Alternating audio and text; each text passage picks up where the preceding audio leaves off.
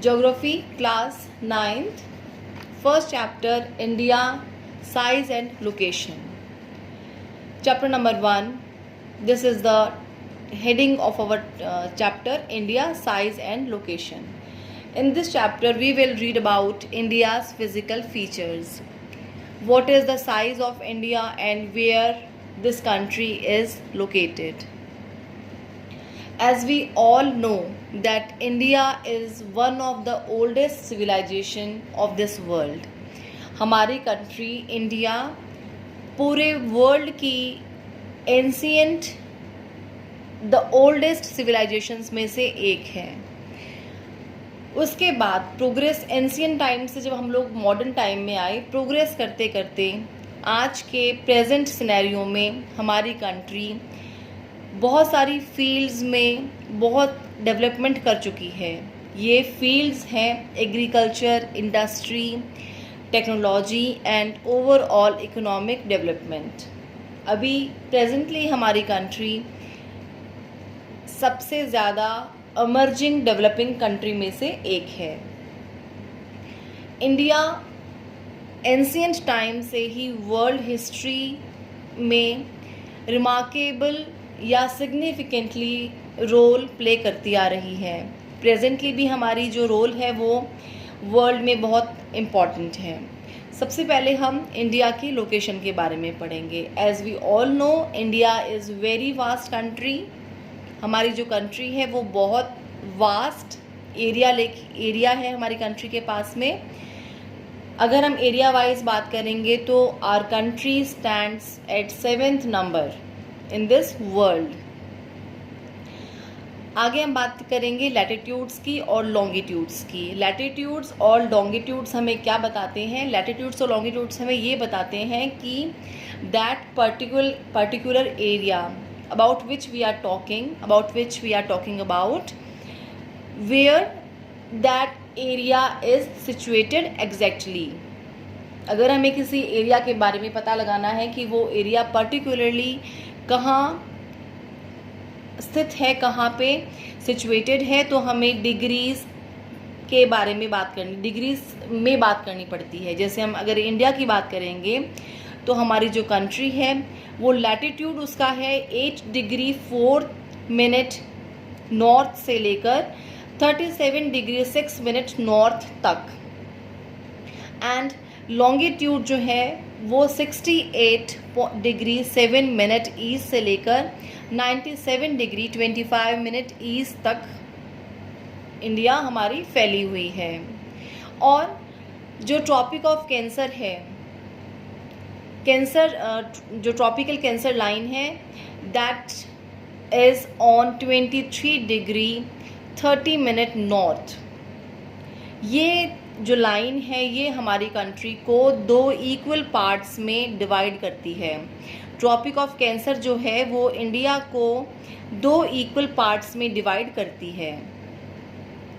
To the south east and south west of the mainland lie the Andaman and Nicobar islands and Lakshadweep Island is in Bay of Bengal and Arabian Sea respectively. हमें India का physical map निकाल के उसको देखना होगा कि कौन Arabian सी कहाँ सिचुएटेड है, जो आइलैंड्स हैं वो कहाँ सिचुएटेड हैं. प्लस हमें ये देखना है कि इंडिया का सदर्न मोस्ट पॉइंट को क्या कहते हैं, कौन सा सदर्न मोस्ट पॉइंट है इंडिया का. That point is called Indira point. ये इंदिरा पॉइंट जो है वो 2004 की सुनामी में सबमर्ज हो गया था. लेकिन अगर क्वेश्चन आता है क्वेश्चन पेपर में तो हमें इंदिरा पॉइंट ही लिखना है. Now it's size. इंडिया का साइज जो है वो 3.28 मिलियन स्क्वायर किलोमीटर्स है. इंडिया का टोटल एरिया जो है वो पूरे वर्ल्ड के एरिया का 2.4% कवर करता है. 2.4% कवर करना is not that easy thing. That means हमारी कंट्री बहुत वाइड है. यहाँ आप देखेंगे कि India stands on 7th number Russia is the largest, then Canada, USA, China, Brazil and Australia, and India stands on 7th number with 2.4.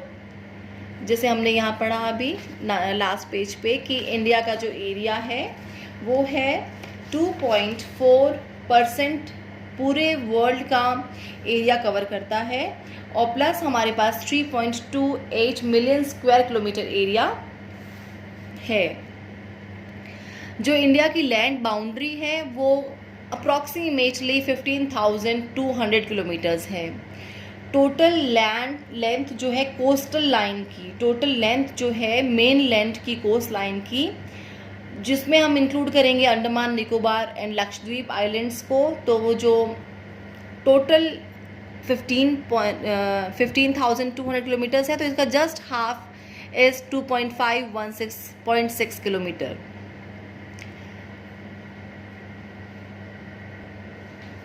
अगर हम ये मैप देख के समझेंगे तो टोटल जो बाउंड्रीज है, टोटल बॉर्डर लाइन जो इंडिया का है दैट इज़ 15,200 किलोमीटर, और इसका जस्ट हाफ हो जाएगा ये कोस्टल लाइन जिसमें कि हम लक्षद्वीप और अंडमान निकोबार आइलैंड्स को इंक्लूड कर रहे हैं, तो दैट इज़ 7,516.6 किलोमीटर्स। इसके बाद इंडिया के जो नॉर्थ वेस्ट या नॉर्थ ईस्ट एरिया जो है, वहाँ पर हमारे पास यंगफोल्ड माउंटेन्स हैं हिमालय के। देन साउथ में जो कि अबाउट 22 डिग्री नॉर्थ लैटिट्यूड में है, हमारी जो मेनलैंड है, mainland begins to taper. What does the word mean taper? Taper means पतला होना, नैरो होना। या हमारी जो लैंड लाइन है, जो हमारा लैंड एरिया है, ये टैपर होना स्टार्ट हो जाता है and x tends towards the Indian ocean. This divide two oceans into the Arabian Sea and Bay of Bengal in the east. Arabian Sea in the west and Bay of Bengal in the east.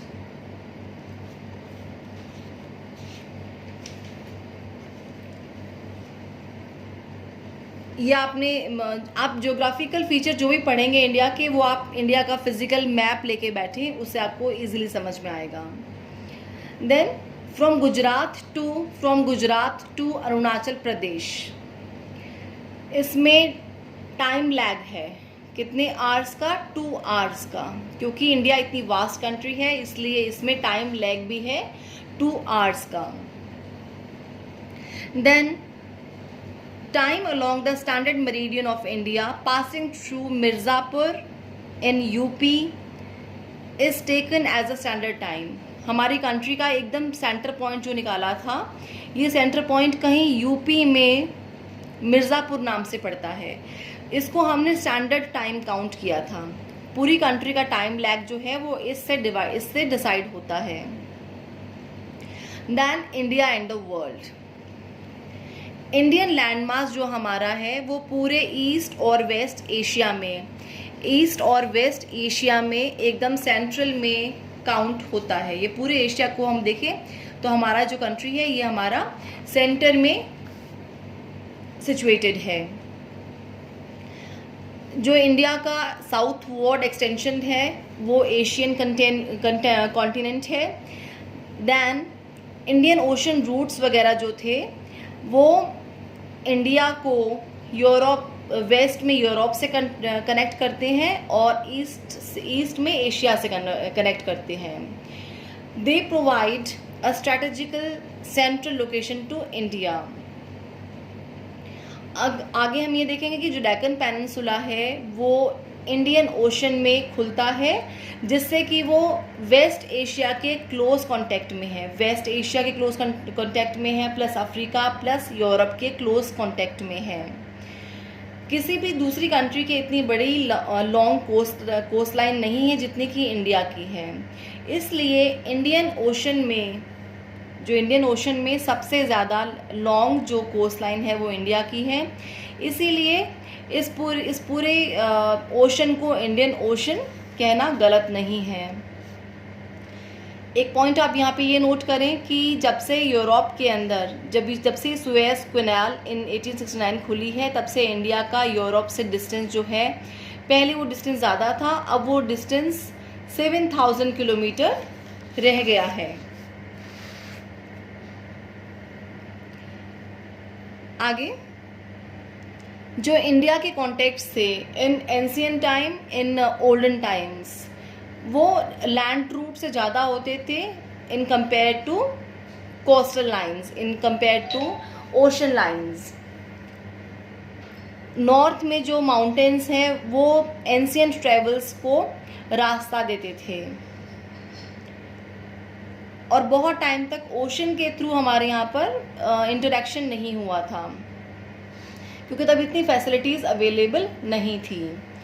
उसके बाद में धीरे धीरे जो ये human mind के ideas बढ़े, हमारे कमोडिटीज़ के अंदर इंटेलिजेंस आई, तो उसके बाद में जो ये ट्रेड था, ट्रेड डेवलप हुआ। पुराने टाइम में हमारे यहाँ से स्पाइसेस, मसलिन एंड दूसरी मर्चेंटाइज जो होते हैं वो इंडिया से दूसरी कंट्रीज़ में जाते थे। और अगर हम एक्सपोर्ट ये करते तो इंपोर्ट हम क्या करते थे? इंपोर्ट हमने क्या किया? Idea of Greek sculpture and architectural styles of dome and minarets from the West Asia can be seen in different part of a country। हम अपनी कंट्री की जो अलग अलग बिल्डिंग्स हैं उसमें हम देखते हैं कि हमारी कंट्री की पुरानी बिल्डिंग्स में ये इनका शेडोज़ देखने को मिलती है हमें, डोम स्टाइल्स में, मिनारेट्स में हमें ग्रीक का शेडोज़ देखने को मिलती है। Rest in next video.